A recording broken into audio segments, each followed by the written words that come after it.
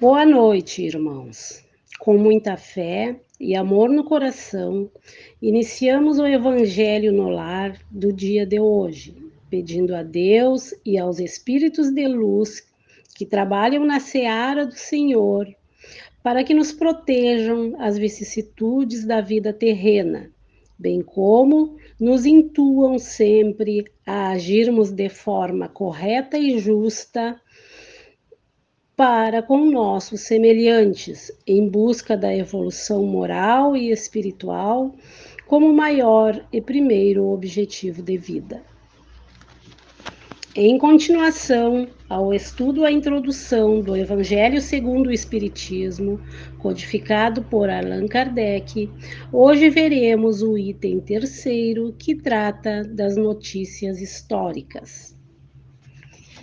Para bem se compreenderem algumas passagens dos evangelhos, necessário se faz conhecer o valor de muitas palavras neles frequentemente empregadas e que caracterizam o estado dos costumes e da sociedade judia naquela época. Já não tendo para nós o mesmo sentido, essas palavras foram com frequência mal interpretadas, causando isso uma espécie de incerteza. A inteligência da significação delas explica ao demais o verdadeiro sentido de certas máximas, que, à primeira vista, parecem singulares.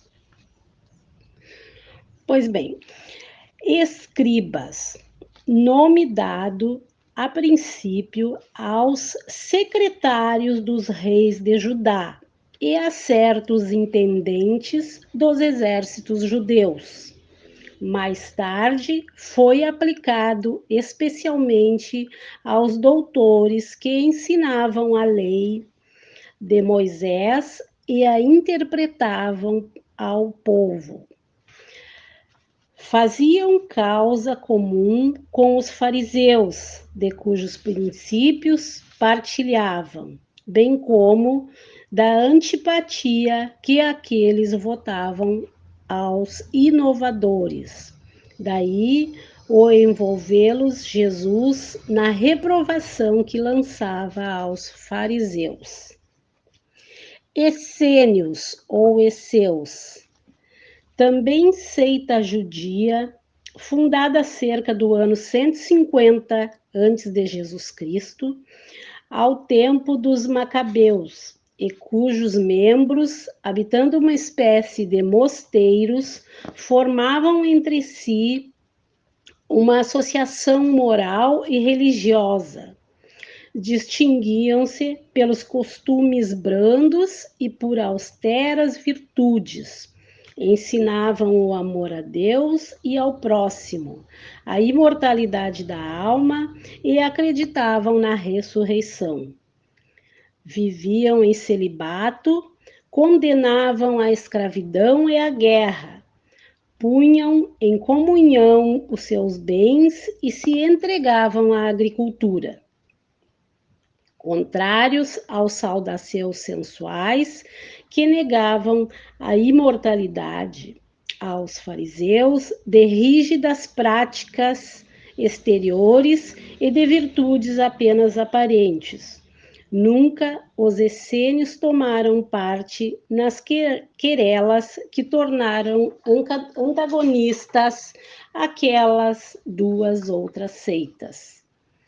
Pelo gênero de vida que levavam, assemelhavam-se muito aos primeiros cristãos, e os princípios da moral que professavam induziram muitas pessoas a supor que Jesus, antes de dar começo à sua missão pública, lhes pertencera à comunidade. É certo que ele há de tê-la conhecido, mas nada prova que se lhe houvesse filiado, sendo, pois, hipotético tudo quanto a esse respeito se escreveu. A morte de Jesus, supostamente escrita por um essênio, é obra inteiramente apócrifa, cujo único fim foi servir de apoio a uma opinião. Ela traz em si mesma a prova da sua origem moderna. Fariseus, do hebreu parush, divisão, significa divisão, separação. A tradição constituía parte importante da teologia dos judeus. Consistia numa compilação das interpretações sucessivamente dadas ao sentido das escrituras e tornadas artigos de dogma.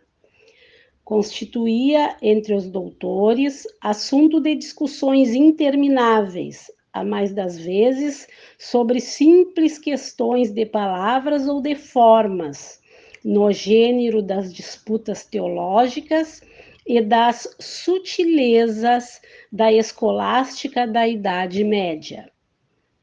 Daí nasceram diferentes seitas, cada uma das quais pretendiam ter o monopólio da verdade, detestando-se umas às outras, como só ia acontecer.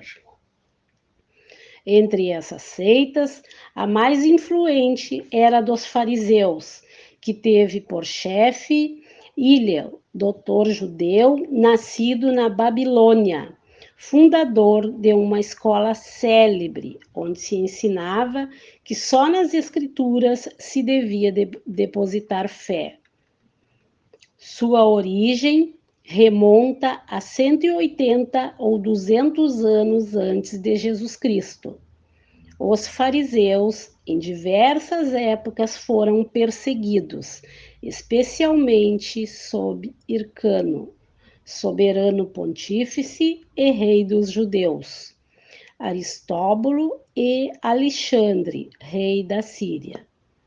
Este último, porém, lhes deferiu honras e restituiu os bens, de sorte que eles readquiriram o antigo poderio e o conservaram até a ruína de Jerusalém, no ano 70 da era cristã, época em que se lhes apagou o nome, em consequência da dispersão dos judeus. Tomavam parte ativa nas controvérsias religiosas, servis cumpridores das práticas exteriores do culto e das cerimônias, cheios de um zelo ardente de proselitismo, inimigos dos inovadores, afetavam grande severidade de princípios, mas, sob as aparências de meticulosa devoção, ocultavam costumes dissolutos, muito orgulho e, acima de tudo, excessiva ânsia de dominação. Tinham a religião mais como um meio de chegarem a seus fins, do que como objeto de fé sincera. Da virtude nada possuíam, além das exterioridades e da ostentação. Entretanto, por umas e outras, exerciam grande influência sobre o povo, a cujos olhos passavam por santas criaturas, daí os serem muito poderosos em Jerusalém. Acreditavam, ou pelo menos fingiam acreditar na providência, na imortalidade da alma, na eternidade das penas e na ressurreição dos mortos.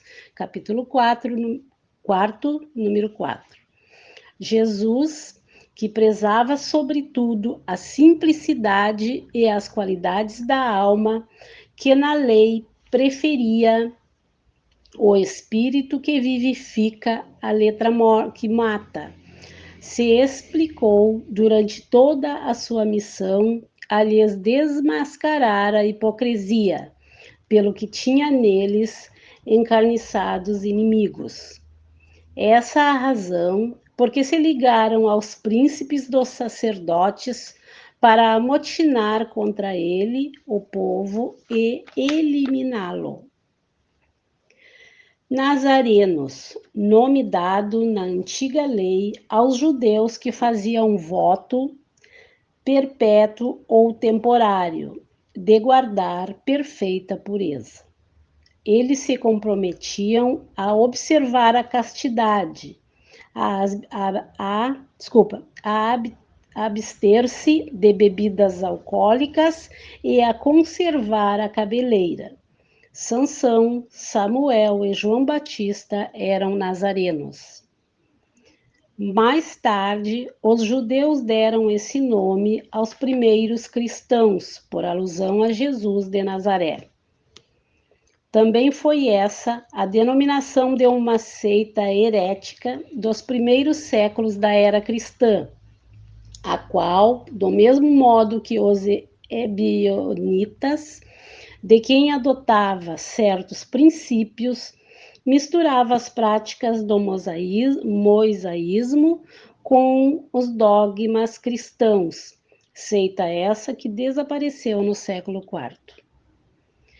Portageiros.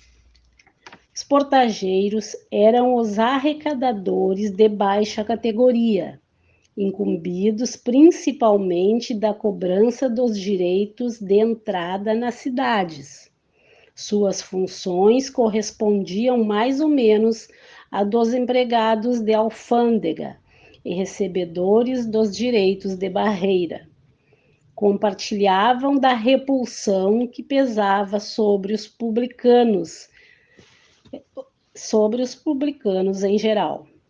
Essa a razão por que, no Evangelho, se depara frequentemente com a palavra publicano, ao lado da expressão gente de má vida. Tal qualificação não implicava a de deboches ou vagabundos. Era um termo de desprezo, sinônimo de gente de má companhia, gente indigna de conviver com pessoas distintas. Os publicanos eram assim chamados na antiga Roma os cavaleiros arrendatários das taxas públicas, incumbidos da cobrança dos impostos e das rendas de toda a espécie, quer em Roma mesma, quer nas outras partes do império. Eram como os arrendatários gerais e arrematadores de taxas do antigo regime na França, e que ainda existem em algumas regiões. Os riscos a que estavam sujeitos faziam que os olhos se fechassem para as riquezas que muitas vezes adquiriam e que, da parte de alguns, eram frutos de exações e de lucros escandalosos. O nome de publicano se estendeu mais tarde a todos aqueles que superintendiam os dinheiros públicos e aos agentes subalternos. Hoje, esse termo se emprega em sentido de pejorativo, para designar os financistas e os agentes pouco escrupulosos de negócios. Disse por vezes, ávido como um publicano, rico como um publicano, com referência à riqueza de mau quilate. De toda a dominação romana, o imposto foi o que os judeus mais dificilmente aceitaram e o que mais irritação causou entre eles. Daí nasceram várias revoltas, fazendo-se do caso uma questão religiosa por ser considerada contrária à lei. Constituiu-se mesmo um partido poderoso, a cuja frente se pôs um certo Judá, apelidado de Gaulonita, tendo por princípio o não pagamento do imposto.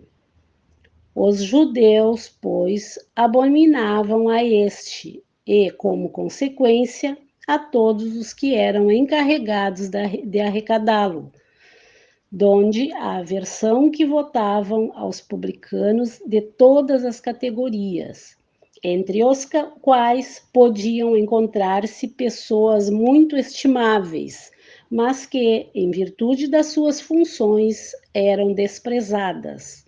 assim como os que elas mantinham relações, os quais se viam atingidos pela mesma reprovação. Os judeus de destaque consideravam um comprometimento ter com eles intimidade. Então, meus irmãos, em que pese a extensão do tema, esse é necessário para que se possa adentrar na história dos povos à época antiga e compreendermos palavras e conceitos largamente usados no Evangelho.